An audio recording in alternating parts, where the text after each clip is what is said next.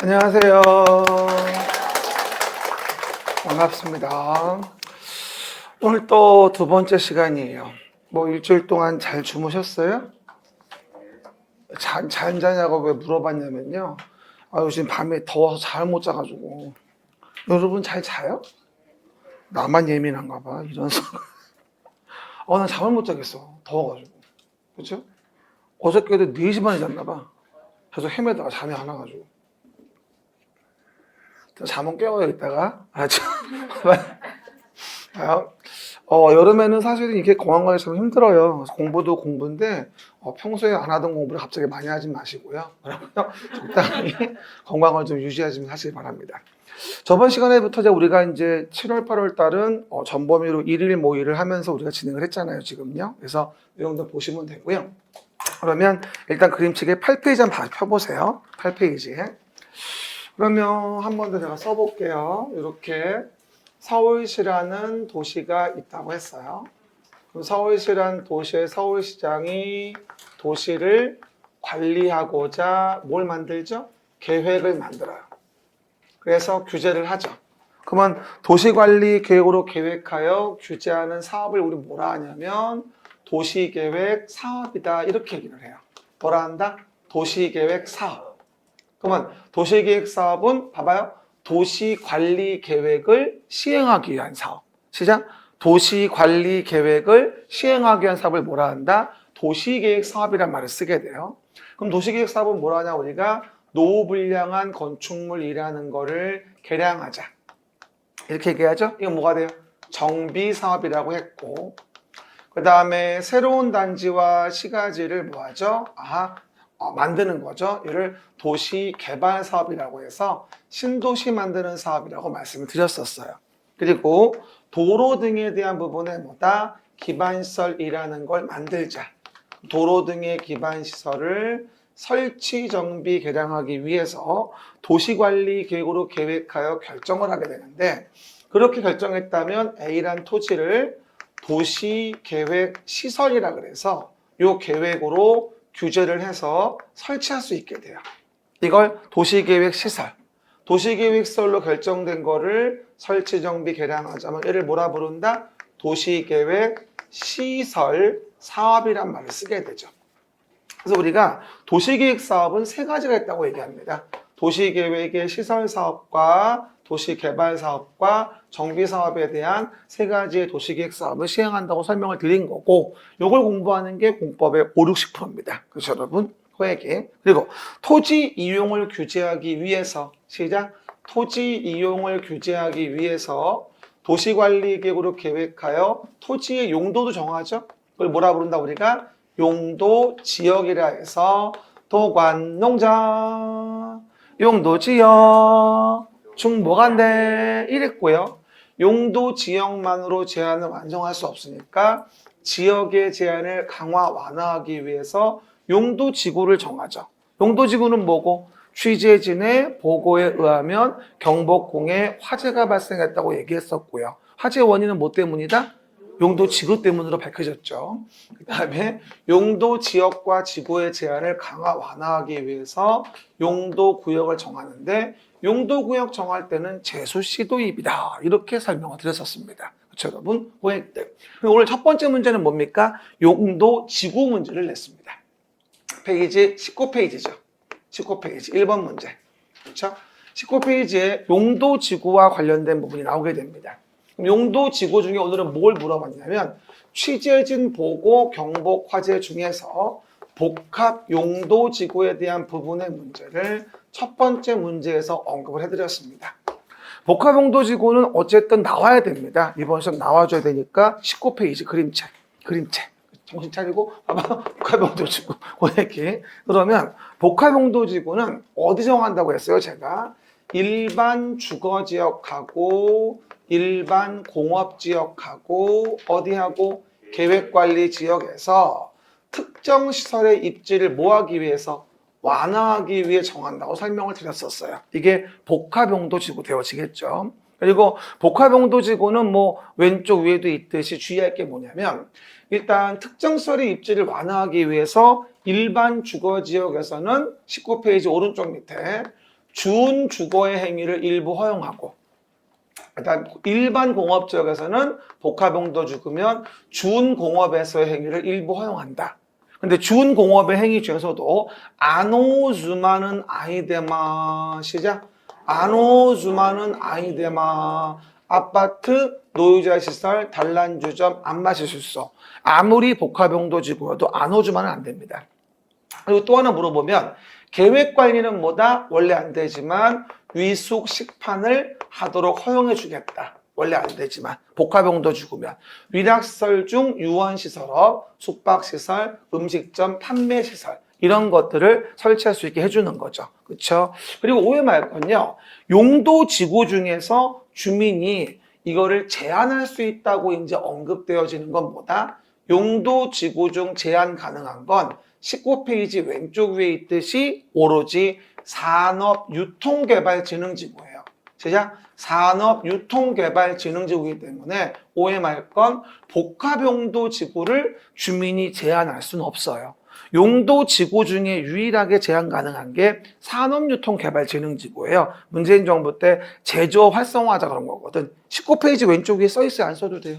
19페이지 왼쪽 위에 보면 개발진흥지구의 산업유통에 써있을 거예요. 제한할 수 있다고. 알겠습니까? 그 얘기들 여기 보시면 되겠죠. 그러면 일단 1번 문제 좀 풀어봅시다. 미리미리 와서 풀어보신 거 맞죠? 믿어요. 봐봐요. 이거 복합용도지구. 미리미리 와서 안 풀어보면은 맞아. 설명이 어려워요. 옳은 거라고 나와 있어요. 첫 번째. 오늘 문제도 너무 좋아요. 잘 봐요. 일단 주민은 복합용도지구의 지정이라는 걸 가지고 면적의 3분의 2 이상 소유자 동의를 얻어 이방권자에 제한할 수 있다. 제한할 수 없죠. 그렇죠? 어쨌든 어떤 분은 이거를 X라고 하긴 했는데 5분의 4라고 써놨더라고요. 지금 뭐라는 거예요 지금 제가. 봐봐요. 어쨌든 뭐로 가도 서울만 가면 되는 거지만 그건 아닌 것 같아요. 그렇죠? 그 얘기들. 복합용도지구 자체가 제한이 안 되는 거고. 두 번째, 지역 내 주요 수계의 수변, 문화적으로 보존가치 큰 건축물 주변의 경관, 특별한 경관을 보호하자. 이게 뭐죠? 바로 특화 경관지구예요. 그래서 19페이지 왼쪽 중간에 있죠. 이건 특화 경관지구지 복합용도지구에 대한 정의를 말한 게 아니죠. 이건 뭐다? 복합용도지구 아니라 특화 경관지구라서 옳은 내용이 아니야. 지금 얘를 물어본 거니까. 그렇죠? 그 다음 세 번째. 시도 대도시의 시장은 뭐가 되죠? 일반 주거, 일반 공업, 계획관리 지역에 복합용도 지구를 정할 수 있으니까 디귿은 맞고, 그 다음 일반 공업 지역에 복합용도 지구 지정되어도 중공업 지역에 허용되는 아파트를 건축할 수는 없잖아요. 안오주마는 아이데마니까. 그렇죠? 그래서 디귿 리을이 옳은 거다라고 해서 정답은 몇 번? 5번이라고 이해할 수 있겠죠. 그죠? 그래서 용도지구와 관련된 부분의 복합용도지구는 요번 나와야 돼요. 벌써 제가 3년째 울면서 얘기하는데 안 나왔거든요. 그래서 이번에 한 번 더 어떤 지성을 들여보면 됩니다. 정답은 5번이죠. 2번 문제입니다. 2번 문제는 어디? 그림책 30에서 31페이지에 있어요. 그렇죠? 제가 페이지를 적어주면 써놓으세요. 그래야지 찾느라고 시간 낭비를 안 해요. 대부분들 이거 복습하다 그러다가 찾다가 승질나서 버려요. 여러분 찾아야 돼요. 그렇죠? 그래서 적어 놓으시고 확인해 보십니다. 자, 저번 주도 얘기했습니다만 우리가 7, 8월에 할 일은 뭐라 했어요? 과목별로 하루에 전범위의 거점을 확보하는 게 7, 8월의 핵심이에요. 그러면서 공법은 비교도 스스로 하면서 봐야 돼요. 비교집 보면서. 알았죠? 그렇게 거점 확보가 안 되면 9월 달 가서 완전히 맨 땅에 박치기예요. 그러면 안 돼요. 9월에 전범위 40문제가 들어가는데 지금 하루에 2과목 여유 없습니다. 하루에 2과목은 9월부터 하는 거야. 지금은 뭐다? 그 과목, 요일별 과목에 전범위로 거점 확보하는 게 7, 8월에 할 일이에요. 그냥 단순히 진도별로 문제 푸는 거라 생각하시면 안 돼요. 그거는 그냥 원래 프로그램이고 공법은 그렇게 하면 다 까먹어요. 그렇죠? 그래서 오후에 복습 뭘로 하자? 아침 10문제. 이걸로 복습을 하셔야 돼요. 그래서 전체 10군데 거점을 매주 잊지 않도록 하는 게 아주 중요한 포커스예요. 그러면 9월에 아주 웃으면서 공부할 수 있어요. 남들은 막 괴로워서 눈물 흘릴 때 우리는 이거 했었어 2번째. 근데 기억이 안 나. 이런 상황인데 전혀 안 하다가 진도별로 문제만 풀다가 9월에 가면 완전 아무것도 기억이 안 나요. 그렇죠? 도전 명심하시고 제 말 잘 들으면 올해 다 붙을 수 있어요. 그렇죠? 근데 고집 부리면 장수해요. 그래서 말을 꼭 들으셔야 돼요. 저는요, 여러분이 어떻게 하면 더 잘 붙을까 이것만 연구하는 사람이에요. 그렇죠? 다른 거 아무것도 연구 안 해요. 뭐 맛있는 거 먹을 거 이런 것도 연구 가끔 하지만 무조건 믿어주셔야 돼. 그럼 봐봐요. 30페이지 봅시다. 그럼 뭐라고 나왔냐면 지금 내용은요. 특별시에서 누가? 특별시장이 시행한대요. 그리고 매수 청구와 관련된 거는 실시기획 인가 등 절차가 진행된 경우를 제외한답니다. 왜냐하면 그래야지 매수 청구할 수 있으니까. 실시기획 인가 등 상당한 절차를 거쳤으면 매수 청구도 안 되고 실효도 안 되는 거잖아요. 사업을 진행한 거니까. 진행하지 않아야 그런 일이 벌어지는 거지. 그렇죠? 그 얘기예요. 그럼 봐요. 31페이지 오른쪽 위에 있습니다. 공동구 관련된 질문. 정말 중요하죠. 공동구 문제가 안 나온 적은 정말 전혀 없습니다. 그래서 30페이지 오른쪽 위에 있듯이 200만을 초과하는 도정택 경공청, 공공주택지구. 200만을 초과하는 도정택 경공청이면 시행자가 공동구를 설치해줘야 한다. 해봐봐. 200만 초과하는 도정택 경공청. 시작. 공공주택지구. 알겠습니까? 잘 나오죠. 그래서 도청 이전 신도시 이런 거 물어볼 수도 있으니까 조심하시고. 알겠습니까? 그 얘기들. 두 번째입니다. 31페이지 가운데 밑에 보시면 행정심판 조문이 보일 거예요. 31페이지 가운데 밑에 보시면 뭐가 나온다? 행정심판 조문이 보일 겁니다.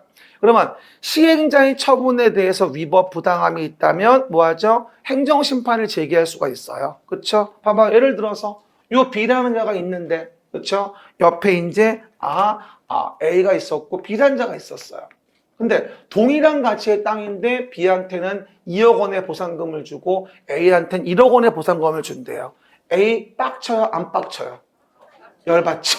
그러면 이에 대한 부분에 심판 제기를 할 수 있단 말이죠. 그럴 때 행정청이 아닌 시행자면 그 시행자를 지정한 자에 제기해야 하지만 지금 문제는 뭐라고 되어 있어요?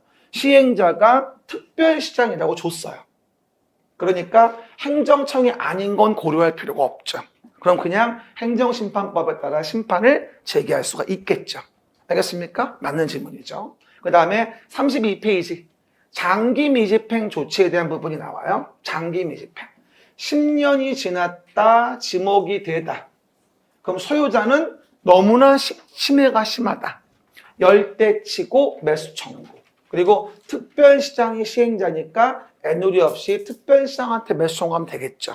근데 32페이지 왼쪽 면에 뭐라고 나와요?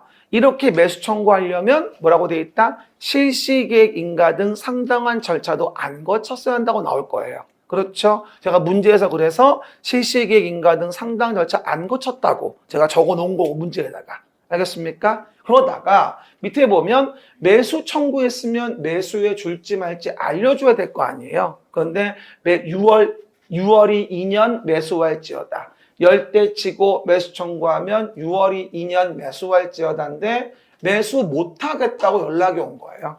너무 화가 나겠죠? 그럼 어떻게 돼요? A가 야, 니네 정말 진상이다.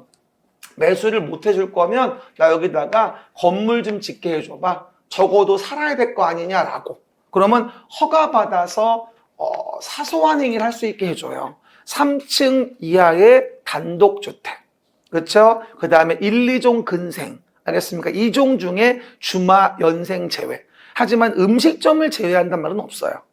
음식점 제외는 자연취락지구에 있는 거예요. 여기가 아니라. 이해 갑니까? 여기는 주마, 연생 제외예요. 그리고 여기는 가설 건축물을 건축한단 말은 없죠. 가설 건축물은 2년 미집행 얘기하는 거예요. 오해하지 말고요. 그리고 여기 이번에 7월달 모고에 나올 거니까 그거 7월달 모고 문제니까 기억 좀 해두시고요. 알았어요? 2년 미집행 조치의 가설 건축물 건축과 지금은 달라요. 그러니까 얘랑 혼동하시면 안 돼요. 알겠습니까? 그 얘기들 라인 보시면 되겠죠. 겁니다. 그럼 봐요. 4번 질문.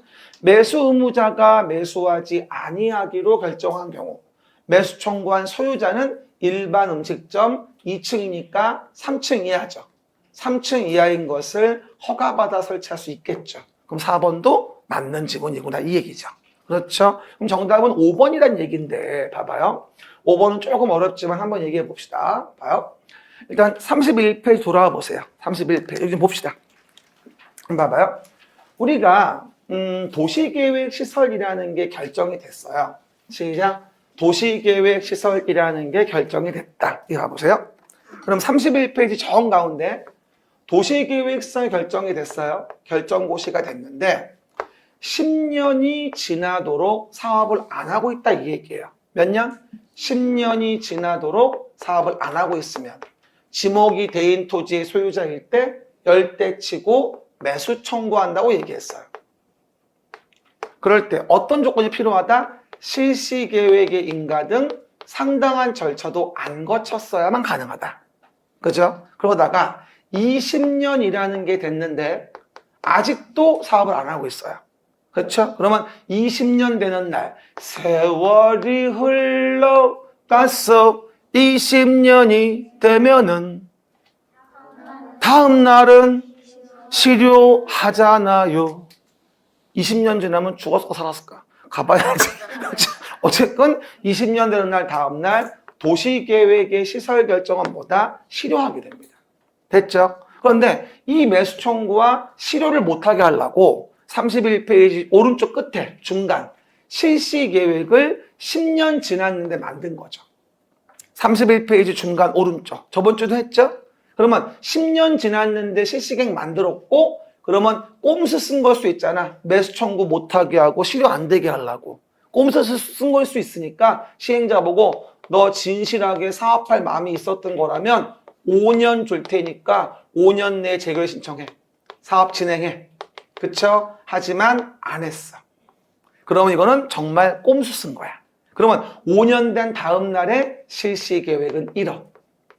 저번 주 했죠? 근데 오른쪽 밑에 31페이지 하단 오른쪽 밑에 그 실시 계획을 실효한 시기가 20년 되기 전이었어. 그럼 뭐야? 원래대로 도시계획서의 결정고시는 오른쪽 맨 밑에 20년 된 다음 날 원래대로 실효합니다. 왜? 20년 전에 이미 실시계획 실효했으니까. 그렇죠? 하지만 실시계획을 만든 시점이 해필이면 18년 됐을 때였어요. 18년. 그렇죠? 그러다가 5년 지났어요. 그럼 몇 년? 23년이 되어져요. 그럼 어떻게 돼요? 이미 5년, 20년 지났단 말이죠. 그러면 20년 다음 날 이후에 실시계획이 효력을 잃었다면 이미 20년 지났으니까 도시계획설 효력을 잃은 날 그날이 도시계획설도 같이 잃는 되어집니다. 왜? 20년 다음 날 이후니까. 뭐가? 실시계획 잃은 시점이. 이거 나와야 돼요. 31페이지 오른쪽 밑에 있으니까 잘 보셔야 됩니다. 그럼 어떻게 될까요? 5번 질문. 이 지문의 포인트는 이거예요. 도시계획설 결정고시로부터 20년 되기 전에. 이 말이 포인트예요. 전에 뭐가 됐다? 실시계획 효력을 잃었다는 겁니다. 그러면 실시계획에 대한 부분의 효력을 잃은 날 도시계획서의 결정이 잃는 게 아니라 이건 전에 잃은 거니까 20년 되는 날 다음 날 도시계획서는 잃는다. 이렇게 얘기하시면 돼요. 그렇죠? 어쨌건 나와줘야 하니까 잘 보시고 오늘 이해가 안 됐다면 다음 주에 또 본진도 나갈 거니까 그때 한 번 더 확인하셔야 됩니다. 알았죠? 요거 반드시 나올 거야. 33회에. 그래서 꼭 좀 기억 좀 해주고 그래프 이해해 보시면 되겠습니다. 3번 문제 봅시다. 3번 문제는 성장관리 계획과 관련된 부분으로 완전 기출입니다. 얘도 36에서 37페이지 펴보십니다. 성장관리 계획 및 성장관리 계획구역. 시작. 성장관리 계획 및 성장관리 계획구역 관련된 부분이 되어지겠죠. 봐보세요. 그럼 우리가 특별시라고 했고요. 성장관리 계획 및 구역에 대한 설명 틀린 건데 이것도 33회 기출 완전 유력합니다. 저는 오늘 드린 문제에서도 절반 이상은 아주 기출각입니다. 그렇죠. 완전 중요하니까 꼭 기억하셔야 돼요. 이거 여러분 제가 있는 문제 대충 주는 거 아니에요. 정말 매주마다 정성과 그 품을 들여가지고 만들어주는 거야. 새로. 그거 아셔야 돼. 봐봐요. 공치사 좀 해야지. 일로 와봐요. 그러면 여기 봐요. 개발행위 허가의 의미가 뭐예요? 도시계획 사업에 의하지 않은 행위. 시작. 도시계획 사업에 의하지. 또 개발이 된다. 또 봐봐요. 개발행위 허가의 의의를 볼 때 개발행위 허가의 의의를 볼 때 뭐라 하냐면 도시계획 사업에 의하지 않은 것. 개발 사업은 도시계획 사업 중에 하나고, 그렇죠? 도시계획 사업에 의하지 않고 하는 행위는 난개발 방지를 왜 허가를 받으세요? 그러면 당연히 개발 행위가 어디서 많이 일어나겠어요?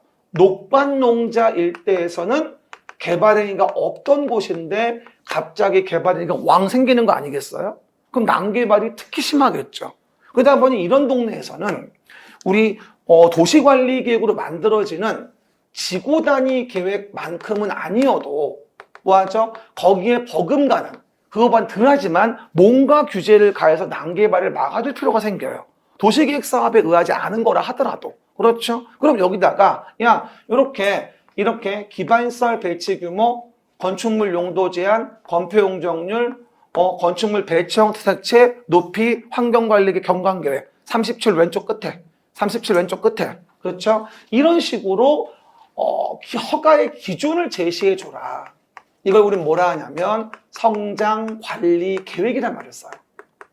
그렇죠? 그러면 성장관리계획의 구역을 정하고자 한다면 성장관리계획을 만들어서 기반시설 배치 규모, 건축물 용도 제한, 건폐 용적률, 건축물 배치 형태 색채, 뭐하죠? 환경관리 경관계획 있죠? 이런 것들을 넣어서 기준을 만들어. 그러면 여기에 맞춰서 A는 개발행위 하라 이 얘기야. 녹관농장에서는 난개발 방지를 위한 성장관리 계획에 맞게. 알겠습니까? 그러면 거기에 맞게 했다면 건폐율이라든가 용적률에 대해서 뭘 주겠다? 인센티브를 주겠다는 얘기고. 그러니까 건폐율은 뭐야? 계획관리가 50%. 원래는 자연녹지하고 생산관리만 30%까지 있었는데 지금은 생산녹지하고 농림지역도 30% 이하에 대한 건폐율 특례가 생겼고, 그렇죠? 용적률은 계획관리만 125%. 꼭 기억하셔야 돼요. 알겠습니까? 그리고 주의할 건 성장관리 계획의 내용에 안 들어가는 게 있는데 쓰라 했지 내가. 건축성 계획. 건축성 계획은 대지와 도로와의 경계선에 대한 것으로서 지구 단위 계획엔 들어가지만 성장관리 계획은 들어가지 않습니다. 이유는 녹관농자는 건축선에 대한 분쟁이 없습니다. 그렇죠? 집 짓는 사람들 별로 없고 분쟁이 심하지가 않아요. 굳이 녹관농자에다가 건축성 계획을 넣을 필요는 없겠죠. 그래서 오해 말 건 성장관리 계획 내용은 필요시 포함하여야 한다. 써있죠? 뭐라고요? 필요시 포함해야 한다. 반드시 포함해야 한다의 지문이 없어요. 여기는요. 거기 달라. 그리고 건축성 계획은 들어가 있는 게 아니라는 거. 그리고 37페이지 왼쪽 밑에 보면 이거를 계획을 만들어 구역을 정할 때 절차는 의견 청취해서 협의 거치고 심의 거쳐서 의협심을 거치게 되어 있습니다. 그럼 당연히 심의를 거쳤으니까 이런 성장관리계획을 만들었겠죠. 그러면 이미 심의 거쳤기 때문에 36페이지 오른쪽 중간 36페이지 오른쪽 중간 규모 이상이어도 심의는 제외할 수 있습니다. 36페이지 오른쪽 중간 노란 색깔 심의 제외. 지구 단위 계획 성장관리계획 수립한 지역이면 허가할 때 또 심의할 필요가 없다. 왜? 성장관리계획 정할 때 이미 심의했거든. 알겠습니까? 그래서 연결 지어놓고 이 문제도 완전 중요하니까 3번 문제 확인해 봅시다. 봐봐요. 첫 번째, 특별시장은 녹관농자 시작. 녹관농자 지역 중 시가화가 예상되는 지역 등의 성장관리 계획 구역 정할 수 있다. 이게 작년도에 주상동에 나와 답이었었고, 그렇죠? 두 번째, 성장관리 계획을 수립한 지역으로서 어디면 생산 녹지 지역이어도 건폐율을 얼마? 30% 이하 조례로 정할 수 있고, 성장관리 계획을 수립한 지역에서 개발 허가를 하는 경우에는 심의 거치지 아니하고, 요번에 4월 달에 평가서 또 나왔어요, 이거. 그렇죠? 심의 요번에 느낌 괜찮아요. 확인해 보셔야 되고요. 그 다음 4번.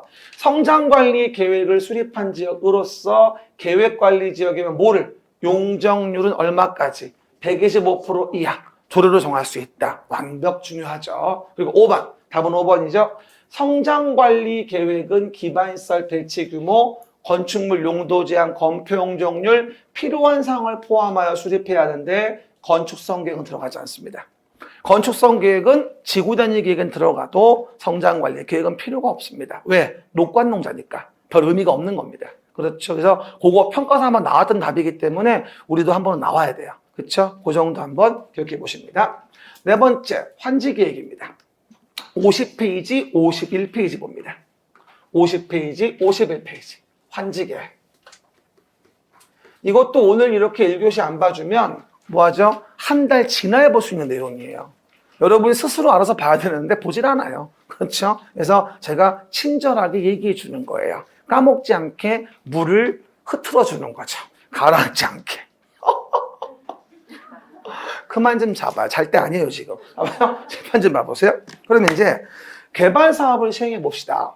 환지 방식에 의한 개발 사업이다. 50페이지 그림이 있고 51페이지에 아마 코멘트가 돼 있을 거예요. 재판 좀 봐봐요. 여기 개발 사업을 진행합니다. 개발 사업.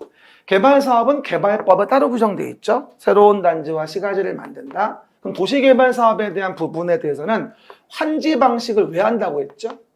50페이지 왼쪽 맨 위에 환지 방식은 지가가 현저히 높으면 수용하는 게 어려우니까 환지 방식을 써요.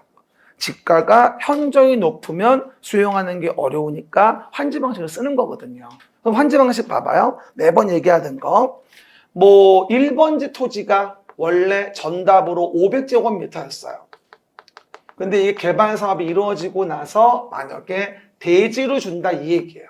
그럼 대지로 준다면 대지 255로 주면서 반 정도만 주고 같은 가치로 계획을 하는 거죠. 이렇게 계획하는 걸 뭐라 그래요? 우리가 환지 계획이라는 말을 쓰게 돼요. 봐봐요. 환지 계획. 그럼 종전 토지와 환지에 대한 부분에 대해서 위지면 토수이원 환지 계획 시작. 그게 뭔데? 환지 계획 작성 기준이잖아. 그러면 51페이지 왼쪽 중간에 써 있을 거예요. 책을 펼쳐놔. 그러면 왔다 갔다 안 해도 돼요. 펼쳐놔. 그렇죠. 편해 그러면. 봐봐요. 그래서 보시는 맛이 뭐가 되죠? 환지 계획에 대한 부분 왼쪽 중간에 뭐라고 써 있어요? 위치, 지목, 면적, 토질, 수리, 이용상 환경을 종합적으로 고려해서 환지 계획을 만든다고 돼 있을 겁니다. 그렇죠? 그 얘기들. 그리고 주의할 건 만약에 8번지 필지처럼 소유자가 나 안 할래요. 지가 싫어서 신청 동의에 의해서 환지를 정하지 않는다면 이건 임차권자의 용의권이 침해가 될 수 있기 때문에 신청 동의에 의해서 환지를 부지정할 때는 임차권자 동의를 얻어야 한다는 겁니다. 이게 한번 나와야 돼요. 요번에 봐봐요. 한 번 더 얘기해요. 환지 계획 만들 때 임차권자 동의를 요하는 건 only 이거밖에 없어요. 신청 동의에 의한 환지 부지정. 알겠습니까? 소유자가 마음대로 신청 동의 환지 부지정 해버리게 되면 소유자는 마찬가지겠지만 용의권자는 의도하지 않게 용의권을 잃게 됩니다. 그래서 이거는 임차권자 동의를 요합니다. 하지만 너무 과소해서 환지를 제외한 경우는 임차권자 동의 없습니다. 그렇죠? 그거 혼동하지 마시고요. 그렇죠? 그리고 51페이지 왼쪽 위에 보면 환지 계획은 누가 인가한다고 나오죠? 51페이지 왼쪽 맨 위에 보면 특도시군구장이 인가한다고 나올 거예요. 환지 계획의 인가는 특도시군구가 인가합니다. 왼쪽 맨 위에. 지정권자 인가가 아니라는 거죠. 그렇죠? 주의하셔야 돼요. 환지 계획은 개발법은 대부분 지정권자가 인가하지만 이건 지정권자 인가가 아니에요. 동네에서 특도시군구가 인가하는 거죠. 그리고 환지 계획이 만들어질 때 봐봐요. 너무 과소한 땅들이 있어서 이런 과소한 땅들은 환지를 못 정해주잖아요. 너무 작으니까. 그러면 이렇게 과소한 토지 등이 있다? 그러면 과소 토지는 뭐예요? 청산금을 줘야 될 거 아니겠어요? 그러면 청산 대상의 왼쪽 위 토지 명세가 뭔지는 환지 계획으로 계획을 합니다. 청산 대상 토지 명세가 뭔지는 계획을 하지만 여기서 청산금을 환지 계획상으로 결정한다는 건 말이 안 돼요. 왜? 사업도 안 끝났는데 청산금이 얼마인 줄 알고 결정을 합니까? 말도 안 되지. 50일 왼쪽에 써 있을 거예요. 청산 대상 토지 명세에 대한 부분인 거지 청산금 결정을 환지 계획으로 하는 게 아닙니다. 청산금 결정은 51페이지 가운데 맨 밑에 환지 처분 됐을 때 하는 거예요. 51페이지 가운데 맨 밑에 환지 처분 됐을 때 결정하고 다음날 확정 짓죠. 그러니까 이해를 해야 돼. 그냥 외워서 못 풀어요. 그렇죠? 이게 환지 방식에 대한 기본적인 환지계획 내용인 거죠. 그럼 4번 문제 보시면요. 환지계획 설명이다. 첫 번째, 시행자는 도시개발 사업의 전부를 또는 일부를 환지 방식으로 시행하려면 환지계획을 작성해야 한다. 어쨌건 시행자가 작성하는 겁니다. 알고 있죠? 누가? 시행자가. 그럼 물어볼게요. 시행자가 아닌 지정권자는 환지계획 작성할까요? 말이 안 되죠. 시행자이어야 작성하는 겁니다. 그렇죠? 문맥을 잘 파악하셔야 되고요. 또 필지별 권리별로 된 청산 대상 토지 명세지 청산금 결정 명세를 환지계획으로 계획할 수는 없습니다. 청산 대상 토지 명세일 뿐이죠. 시작. 청산 대상 토지 명세일 뿐인 거예요. 그 다음 세 번째, 환지계획은 종전의 토지 환지에 위지면 도수이환 환지계획 에라티아라고 이해하시면 돼요. 그래서 3번은 맞죠. 그 다음 4번, 행정청이 아닌 시행자면 환지계획 작성했을 때 누구 인가를 받아요? 특별자치도 시군구장의 인가를 받아라. 특별자치도 시군구. 절대 이게 지정권자 인가가 아니죠. 개발법은 다 지정권자인데 얘만 지정권자가 아니에요. 하나 더 얘기하면 도시개발채권 승인이 행장이었잖아. 두 가지 말고는 다 지정권자죠. 도시개발채권 승인, 행장, 환지계획인가, 특도시군구. 나머지는 다 그냥 지정권자. 이렇게 봐도 별 무리가 없어요. 물론 비용 관련된 거 협의 안 될 행장이 있긴 한데 어쨌든 간에 대부분 다 지정권자죠. 그래서 정답은 2번이고요. 5번 중요해요. 신청 동의에 의해서 환지를 정하지 않았어요. 그러면 임차권자 등의 동의가 있어야 한다. 난 요즘은 아주 유력하다고 봅니다.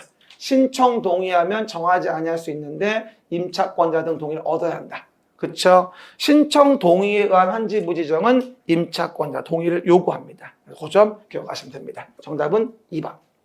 5번 문제는 55페이지입니다. 55페이지, 이것도 완전 기출이죠. 정비 기반 시설. 요거 옆에다가 비교집에 4페이지에도 있으니까 비교집 4페이지로 같이 확인하세요. 복습할 때.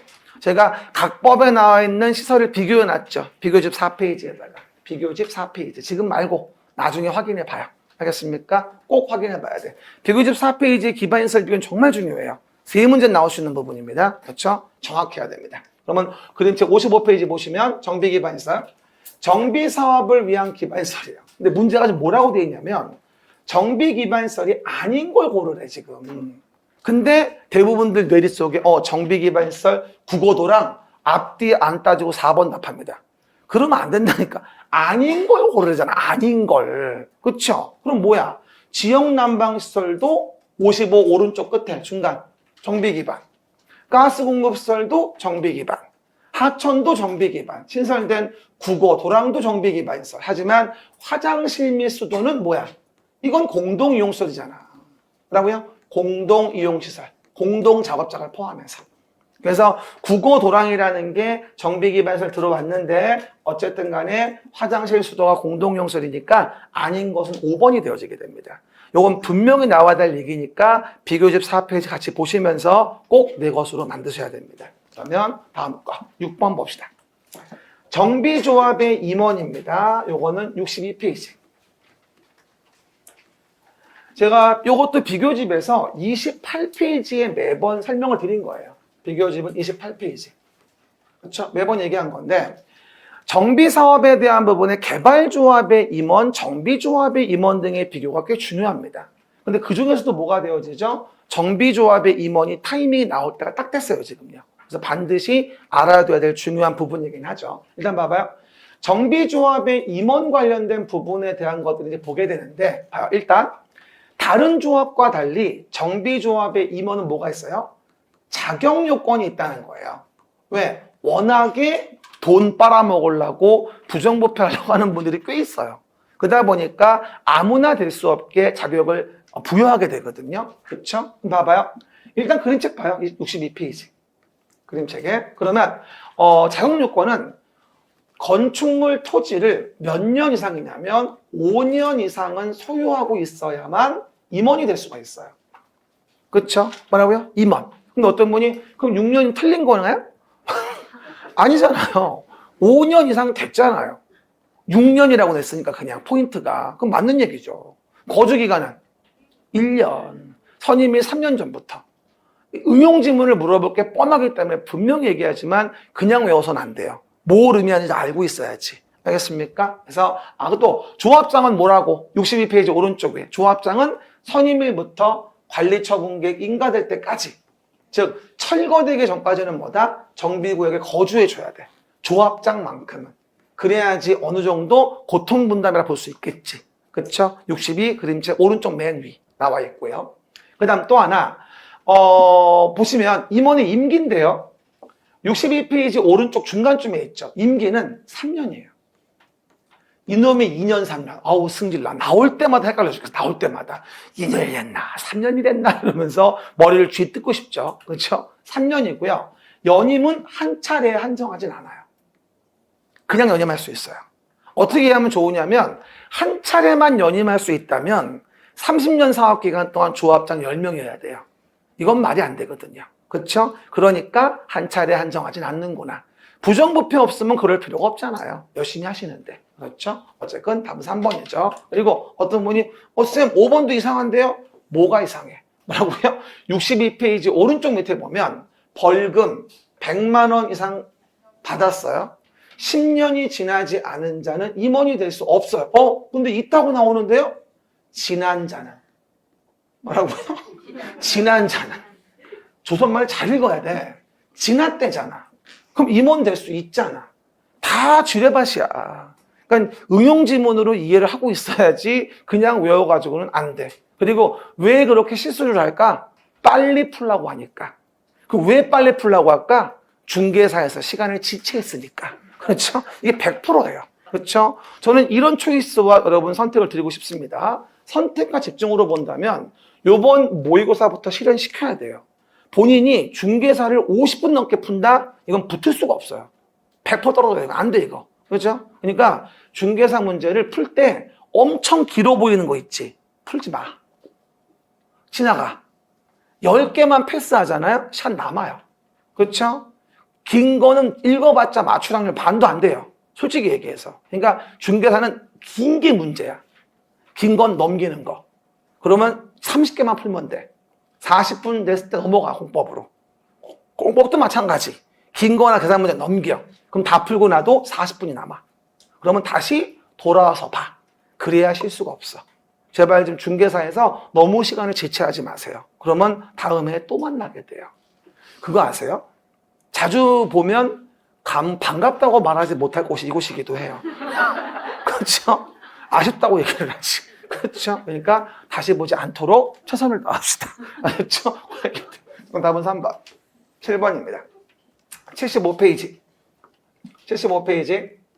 그러면 다중형, 준다중형이에요.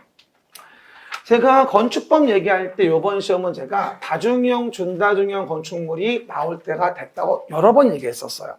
왜냐하면 작년도에 75 오른쪽 맨 밑에 특수구조 건축물 문제가 나왔었거든요. 특수구조 돌출 3m, 도 같은 거, 그리고 차양 같은 거, 기둥 사이 거리 20m. 그건 뭐야? 특수구조 건축물. 그럼 봐봐요. 1번. 요 문제 1번 지문은 특수구조 건축물이지 이거는 준다중형 건축물이 아니에요. 됐죠? 그다음 또 하나. 다중형과 준다중형 구분할 때 봐요. 다중형 건축물과 관련된 부분은 일단 바닥 면적 합계가 5,000제곱미터 이상, 문종판 운의수기. 시작. 문종판 운의수기. 그렇죠? 또는 뭐가 된다? 16층 이상. 16층 이상은 용도가 뭐든 관계없다. 그럼 다중형 건축물이에요. 그러니까 여기 16층을 줬으니까 아무리 교육연구시설이어도 이건 다중형 건축물입니다. 이해가십니까? 16층 이상이니까. 교노동 위관장은 준다중형이잖아요. 원래가 1천 이상일 때 교육연구는. 근데 16층이잖아. 그럼 고민할 여지가 없이 다중형이 돼버리는 겁니다. 그렇죠? 그리고 일단 동물원과 식물원은 뺍니다. 다중이용이건 준다중이용이건 문화 및 집회시설 중에 동식물원은 뺍니다. 그러므로 뭐가 되어지죠? 이건 당연히 1천 이상이 됐어도 이건 준다중이용일 수가 없습니다. 동물원, 식물원은요, 건물의 구조 안전이 위험한 게 아니에요. 그렇잖아. 그러니까 동물원, 식물원은 뭐다? 포함시킬 이유가 없는 거죠. 동물원은 호랑이가 위험한 거라고 내가 몇 번을 말을 해. 다중이용, 준다중이용 왜 만든 거라고요? 건물이 위험해서 무너질까봐. 삼풍백화점처럼. 그거를 막으려고 하는 거거든. 근데 그것도 뭐가 되죠? 판매시설 나올 때 뭐가 없어. 그런 책에 보면. 여기는 판매시설에 농산물 유통시설 제외란 말이 없어요.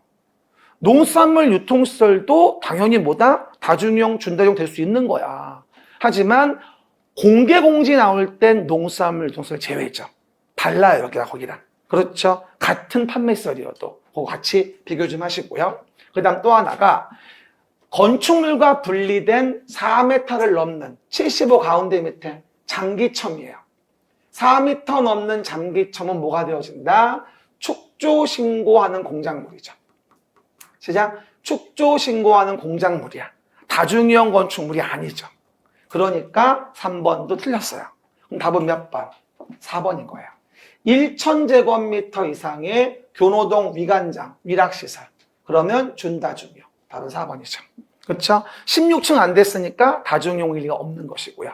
16층 이상이면 고민할 필요가 없어요. 다 그냥 16층 이상은 다중이용이에요. 그래서 답은 4번인 거죠.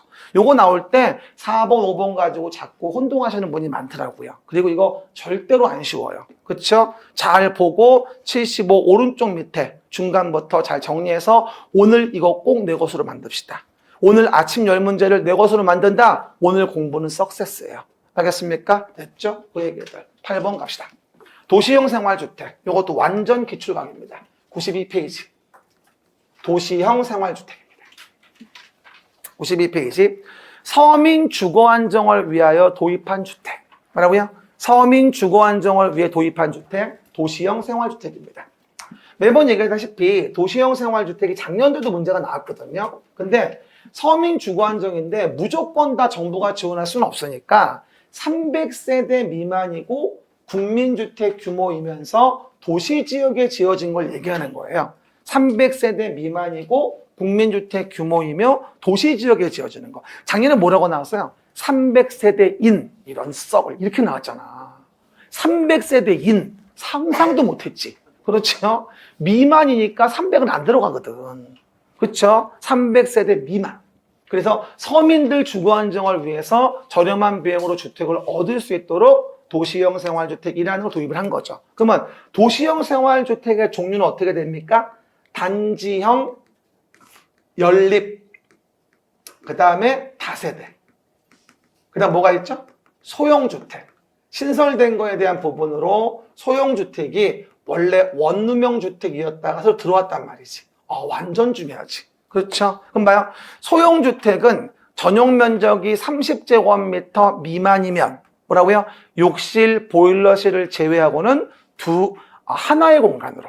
욕실, 보일러실을 제외하고는 하나의 공간으로. 30제곱미터 이상이면 그러면 3개 이내 침실. 정확해야 돼. 3개 이내 구성할 수 있고 침실당 면적은 7제곱미터. 요것도 7월달 모의고사야. 빵꾸 뽕뽕 뚫어져 있을 거야. 7제곱미터. 알겠어요? 꼭 맞추셔. 알겠습니까? 그리고 그럴 때 침실 2개 이상인 세대가 전체 3분의 1은 넘지 말라고 합니다. 왜? 부대 복리시설 부족할까봐. 알겠습니까? 침실 2개 이상인 게 3분의 1은 넘지 말아라. 이렇게 얘기합니다. 그리고 제목에 써있듯이 도시형 생활주택은 일단 분양가 제한을 받지 않게 합니다. 왜냐? 아무래도 많이 짓게 하기 위해서 분양가 제한을 받지 않아요. 그렇죠? 서민 주거 안정을 위해 도시형 생활주택은 많이 공급해야 하는 거잖아. 그렇죠? 값을 통제하는 것보다 많이 공급하는 게 더 중요하다 본 거예요. 도시형 생활주택은. 그러니까 분양가 제한을 안 받게 하는 거죠. 알겠습니까? 그거 기억하십니다. 그러니까 분양가 제한을 안 받게 하고 등록 기준에 대한 특례를 주다 보니까 꼭 탈법을 해요. 92 가운데 밑에. 도시 가운데 밑에 건물 2채가 보일 거예요. 하나의 건축물에는 도시형 생활주택과 그 밖의 주택은 함께 할 수 없다. 그리고 두 번째 그림, 하나의 건축물 N은 단지형과 소형이라는 것을 함께 할 수도 없다. 왜냐? 단지형은 가정생활용, 소형은 독신자용이라 서로 간에 패턴 달라서 분쟁이 심해지니까. 단지형과 소형 주택도 하나의 건축물로 하지는 말아라. 두 번째 건물. 92페이지 가운데 두 번째 건물. 뭔 얘기인지 알겠죠? 다시 한번. 도시형과 그 밖의 주택은 하나의 건물로 하지 마라. 물론 단서가 있지만 아래. 바로 옆에.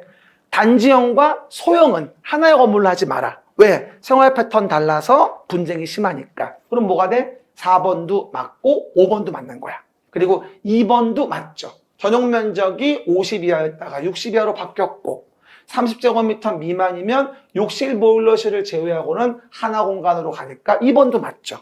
그런데 요건 3번 답인데 96페이지 왼쪽 위에 봐봐요. 96페이지 왼쪽 위. 그러면 등록사업자 등록에 대한 부분이 보일 거예요. 등록사업자 등록. 그러면 원래 주택은 몇 세대?